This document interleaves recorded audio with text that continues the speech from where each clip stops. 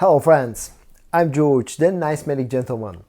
Welcome back to the channel guys, I hope that all of you are doing well. When it comes to niche perfumery, one of my all-time most favorite niche fragrance is Naxos from the house of Xerjoff.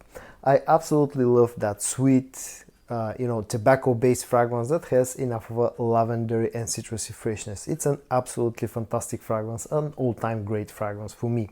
So I'm always looking to get a good clone of, Naxos.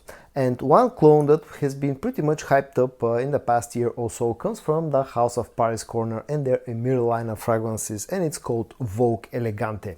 So about a month and a half ago, I was finally able to get my hands on a bottle of Voux Elegante. So in this video today, I'm going to talk about this fragrance and I'm going to tell you my opinion on whether Voux Elegante is actually a good clone of Naxos.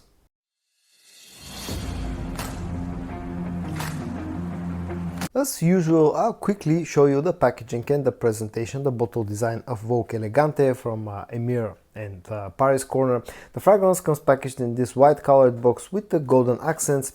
On the front you got the name of the fragrance, the Emir line, the logo of the Emir line, which is a sort of a lion-like shaped the concentration EDP. On the back get some additional information along with the bottle size, which is 100 milliliters. On the top there's some additional branding, and on the bottom there's a production date which reads November of 2023.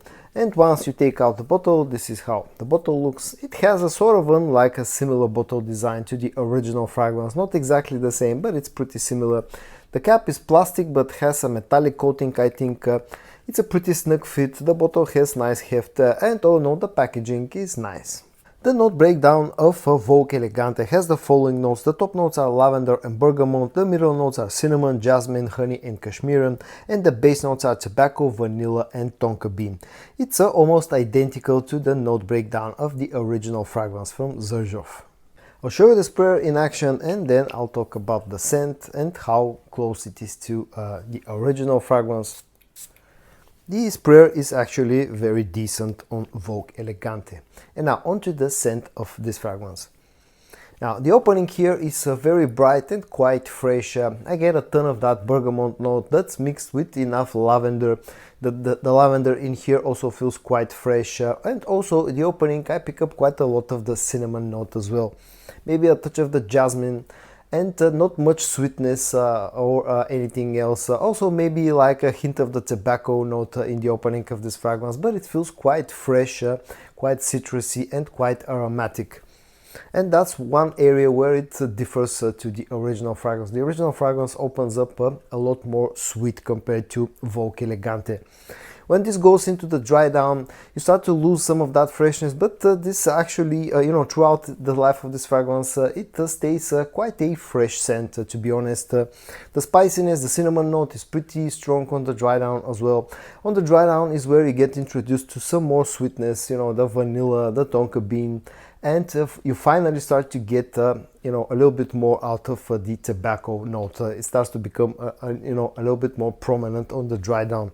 Maybe there's a hint of sweetness from the honey note as well, but all in all it's not a very sweet fragrance, neither in the opening neither on the dry down, and that's another area where it's quite different compared to the original scent. All in all, this is a very interesting take on the original DNA. It feels fresher, it feels lighter, it feels less sweet and less tobacco-y compared to the original. The scent on its own is nicely blended, there's no harshness or anything like that. It just feels quite different compared to what I get out of Naxos. When it comes to similarities between this and Naxos, as I said, Voux Elegante feels a lot fresher in the opening and a lot less sweet on the dry down. Those are the two main differences. For me, Voux Elegante feels like an EDT take, like a fresher, less sweet EDT take on the original, DNA. And for that reason, I cannot say that I have been really impressed by this when it comes to how close it's to the original scent. I was expecting Voux Elegante to actually be closer scent-wise to the original fragrance. When it comes to performance, it's actually a pretty decent performer. I've been getting about 7 to 8 hours of performance out of this fragrance with pretty loud projection in the first 1 hour. After that, the projection starts to gradually die down, but up to 2 hours this will actually project quite nicely, and then after the 2-hour mark it starts to become more of a skin scent. So I get a total longevity of 7 to 8 hours with nice projection in the first hour up to 2 hours. When it comes to the price tag, Voux Elegante is one of the slightly more expensive cologne fragrances in my collection. I paid around about 30 euros, which will translate into something like $35 in order to get Voux Elegante. Now, on its own, that price tag is not a bad deal, but I was expecting more when it comes to how close this will be to the original fragrance, and maybe I would have liked it to have a little bit better performance. So for me that price tag is a little bit higher than this actually should cost. In my opinion, this should cost somewhere around about the 25 euro mark and no more than $30 in the US.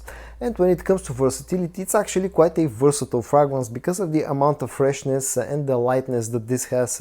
It can be used even in warmer weather. It can also has enough of a performance to work in the cold weather.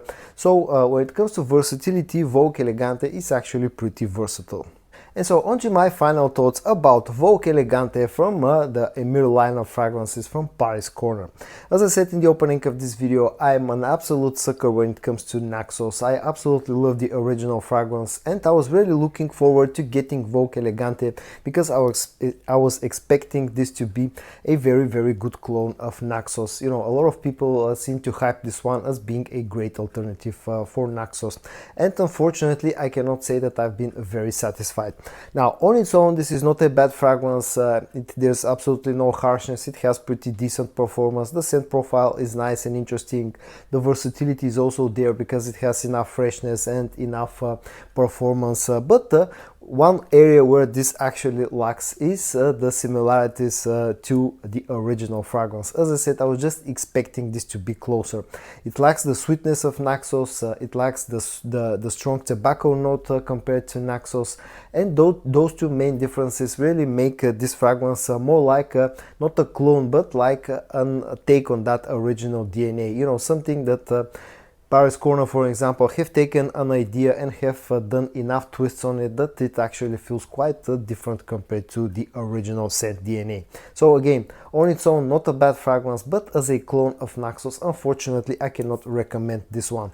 If you're really looking for a good clone of Naxos, like scent-wise, that's going to get you very close to Naxos, then you can safely skip Voux Elegante.